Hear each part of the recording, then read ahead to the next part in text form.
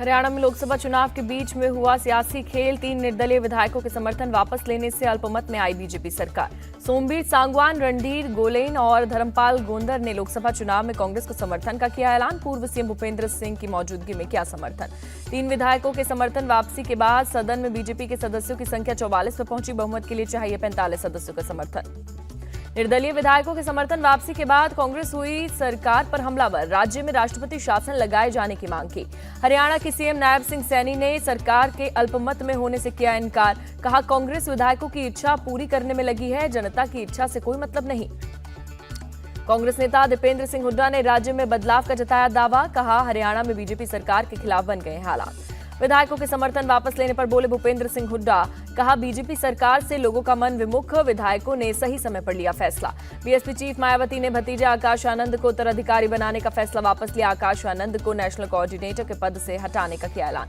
मायावती ने social media पर लिखा, पूर्ण परिपक्वता आने तक आकाश दोनों जिम्मेदारियों से अलग रहेंगे। आकाश के पिता आनंद कुमार पहले की तरह संभालेंगे जिम्मेदारी। बीजेपी प्रवक्ता राकेश त्रिपाठी ने कहा, मायावती बीएसपी को प्राइवेट लिमिटेड कंपनी की तरह चलाती है, मन चाहे फैसले लेने के लिए स्वतंत्र है। अमेठी सांसद स्मृति ईरानी का राहुल गांधी पर हमला। पूछा, राहुल गांधी के साथ पाकिस्तान का रिश्ता क्या कहलाता है? राहुल गांधी को पाकिस्तान से क्यों मिल रहा है समर्थन?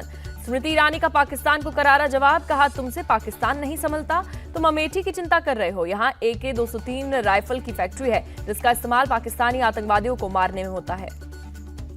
सपा नेता रामगोपाल यादव के राम मंदिर के विरोध में दिए गए बयान पर स्मृति ईरानी का पलटवार। कहा, जिनके नाम में राम और गोपाल, वो कर रहे हैं राम का अपमान।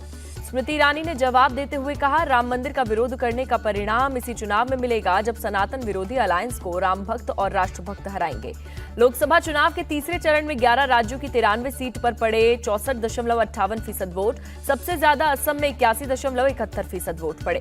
तीसरे चरण में सबसे कम यूपी में महज 57.34% वोटिंग हुई, जबकि बिहार में 58.18% और गुजरात में 59.51% मतदान हुआ। तीसरे चरण में पश्चिम बंगाल में 76.52% और गोवा में 45% वोट पड़े, जबकि छत्तीसगढ़ में करीब 41 और कर्नाटक में 70% से ज्यादा लोगों ने डाले वोट। केंद्र शासित प्रदेश दादर नागर हवेली और दमन द्वीप में 69.87% वोटिंग हुई, जबकि एमपी में 66 और महाराष्ट्र में 61% से ज्यादा मतदान।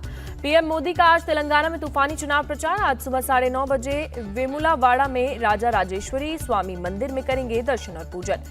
लोकसभा चुनाव में मुस्लिम आरक्षण और वोट जिहाद पर गरमाई सियासत। पीएम मोदी बोले, लालू यादव के बयान से खतरनाक साजिश की पोल खुलती है। एमपी और महाराष्ट्र में कांग्रेस पर बरसे पीएम मोदी। कहा, वोट जिहाद चाहिए या राम राज्य जनता तय करे। पीएम मोदी का आरोप, निराश और हताश विपक्ष मोदी के खिलाफ करवा रहे हैं वोट जिहाद। डिप्टी सीएम देवेंद्र फडणवीस का खुलासा, मस्जिदों में हो रही वोट जिहाद की साजिश। चुनाव आयोग से की एक्शन की मांग। सोनिया गांधी ने वीडियो मैसेज के जरिए पीएम पर साधा निशाना। कहा, राजनीतिक फायदे के लिए बीजेपी ने फैलाई नफरत। जम्मू कश्मीर के पुंछ में कड़ी की गई सुरक्षा व्यवस्था। भारतीय एयरफोर्स काफिले पर आतंकी हमले को देखते हुए किया गया अलर्ट। गाड़ियों की ली जा रही तलाशी। एमपी के बैतूल में मतदान कराकर लौट रही बस में अचानक से आग लगी। बस में 6 जगहों की पोलिंग पार्टी थी मौजूद। एमपी के मांडला में एक मार्केट में लगी भीषण आग। 3 दुकानें जलकर खाक। फायर ब्रिगेड की मदद से आग पर पाया काबू। यूपी के कानपुर में भाई ने गोली मारकर की बहन की हत्या। पिता बोले, बहन के उधार दिए रुपए मांगे तो मार दी गई गोली।